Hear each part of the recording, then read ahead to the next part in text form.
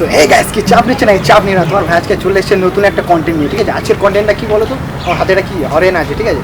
তো আজকে মানে পাবলিকের একটা রিয়াকশান নিতে চলে এসেছি, পাবলিকের কানের কাছে গিয়ে হরেন বাজাবো, ঠিক আছে। পাবলিকের কী রিয়াকশান আসবে, তো মারাত্মক রিয়াকশান আসবে, মার ধরো খেয়ে যাবো হয়তো।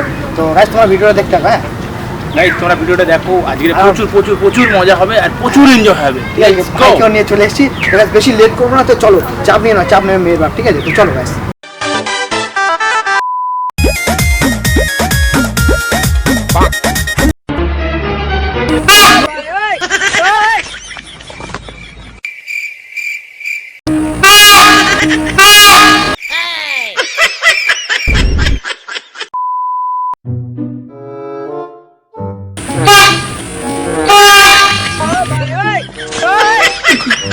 तुम ठीक हो? मार साले का खोपड़ी तोड़ साले का मेरा अबे तू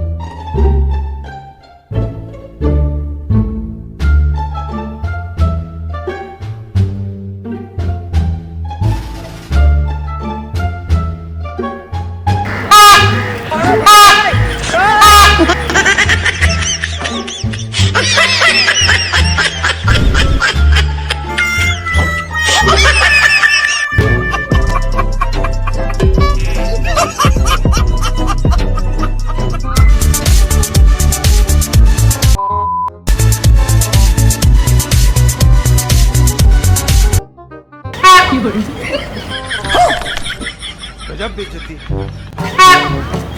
कैसे कैसे लोग रहते हैं यार यहाँ पर।